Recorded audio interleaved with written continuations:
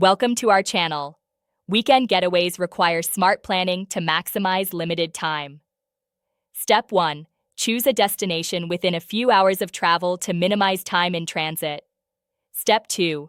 Research thoroughly and create a focused itinerary before departure. Step 3. Pack light with only carry-on luggage to avoid baggage delays. Step 4. Book accommodations centrally to minimize time spent traveling between locations. Step 5. Start early each day to take advantage of every hour. Step 6. Pre-book tickets for major attractions to skip lines. Step 7. Focus on a few key experiences rather than trying to see everything. Step 8. Use efficient transportation like bikes or trains to cover more ground. Step 9. Choose restaurants near your planned activities to save time. Step 10. Be flexible and willing to adjust plans if something takes longer than expected.